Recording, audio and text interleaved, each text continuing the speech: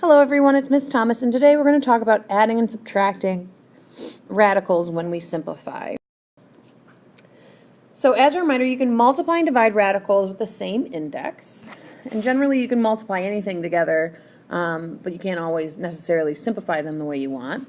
So we could have like a cube root of 2 times a cube root of 4, and make that the cube root of 8. So then that would simplify nicely to just 2.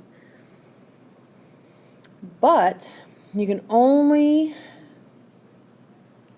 add and subtract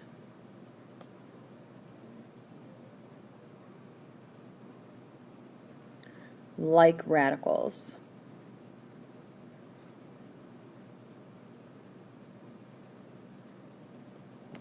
So like radicals are going to have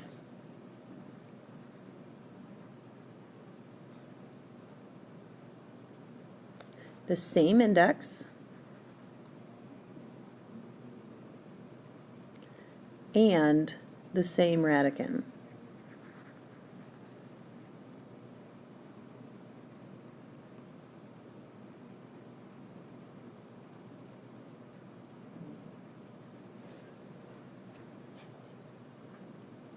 So generally when you are simplifying radicals,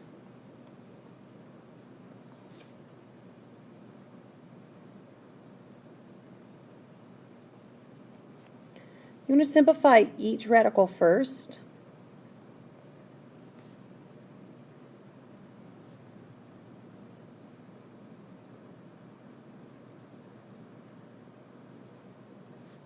Individually.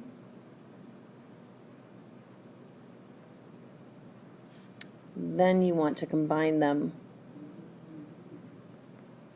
always keeping in mind you have to rationalize any denominators that are left.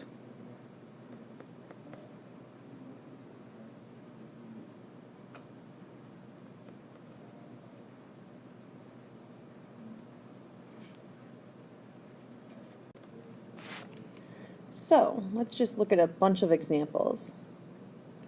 If I wanted to simplify, let's say 3x square root of xy plus 4x square root of xy.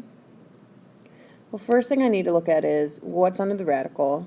I also need to consider, are these variables the same? And all those things are exactly the same. The index is the same, which is a 2 because it's not written. So I can just go ahead and, much like with variables, I can add the 4 and the 3. So it will be 7x square root of xy.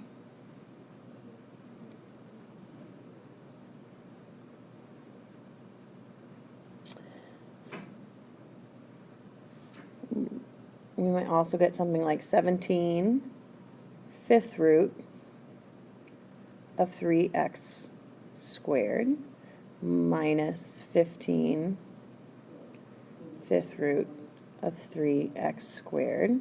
So again, I want to look at the radical. They're both fifth roots. They both have a 3x squared. So we're all set. All we really want to do now is pay attention then, what's the number out front? Oops. So it's 17 minus 15, so that gives me a 2. And then I just need to bring down that fifth root of 3x squared. Now, if you had something like 7 cube root of 5 plus 4 square root of 5, this can't be simplified because they do not have the same index. So you can't do it.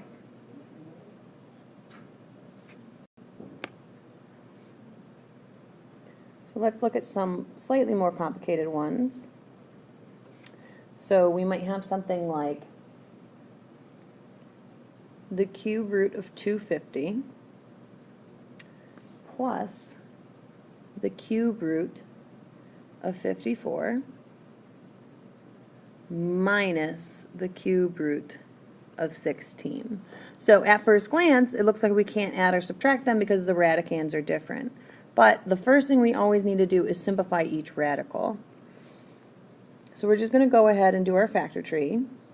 This is going to be 25 times 10. This is a 5, 5, and a 5 and a 2.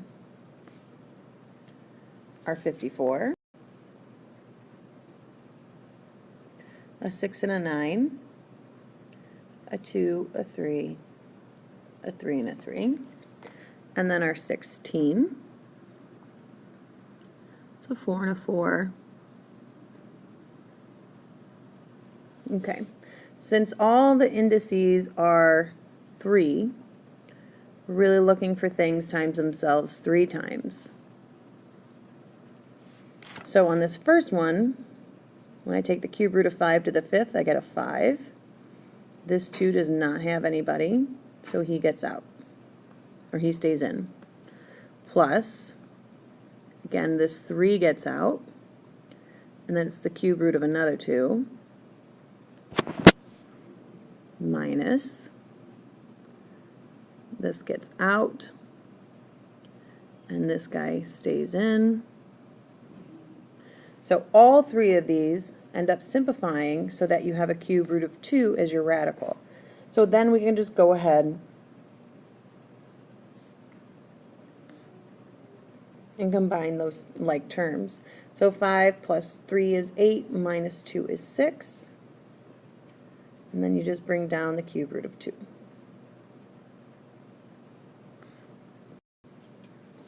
Okay, so we might also get a problem like this. We're actually multiplying quantities and not just a couple numbers times themselves. So we have the quantity 3 plus 2 square root of 5 times the quantity 2 plus 4 square root of 5. So we actually need to multiply and we need to simplify after that. Nothing can be simplified in either of these quantities, so we're just going to kind of cut to the chase and start multiplying. So we can distribute the 3 into that second binomial.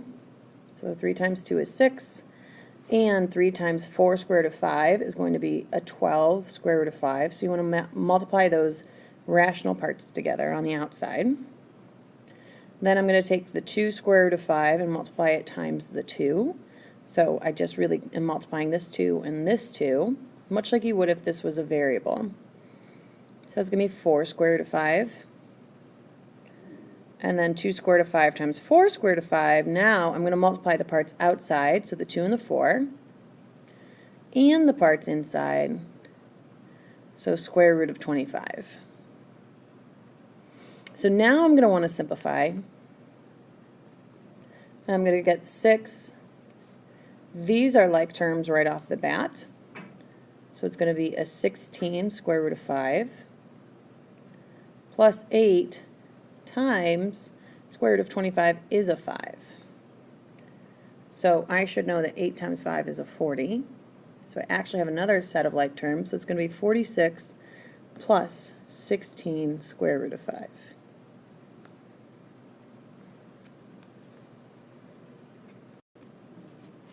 Okay, and so our last little thing is rationalizing denominators when the denominator is a binomial.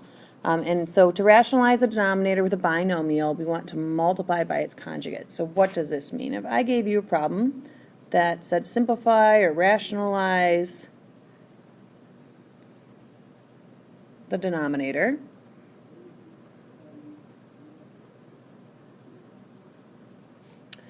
and my problem looks something like 4 over 6 plus square root of 2. We obviously know we can't have the square root of 2 in our denominator, but it's not as easy as multiplying by the square root of 2, because if I multiply by the square root of 2, I would need to multiply both the square root of 2 and the 6 by that, and we'd still end up with a radical. So what we want to multiply by is the conjugate. And from last chapter we know the conjugate is, the numbers are the same, but the sign between them is going to be different. So we're going to multiply by 6 minus root 2 and do the same to the top. Now we have to be very careful about just remembering to distribute here. So 4 times the 6 is going to be 24. 4 times minus root 2 is just 4 square root of 2. This we're going to need to distribute out. We're going to get a 36. I'm going to get minus 6 root 2. When I take the plus 2 and distribute it, I'm going to get a plus 6 root 2. And I'm going to get a minus square root of 2 squared.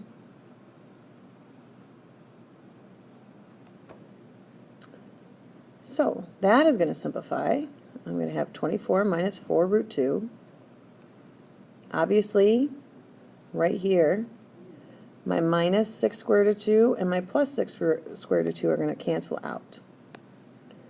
So I'm going to be left with 36 minus the square root of 4.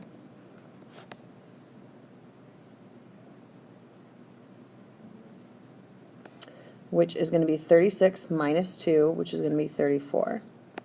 So then we want to think back to simplifying these complex fractions like this, and we want to recall that when we have a fraction, the entire thing is over this.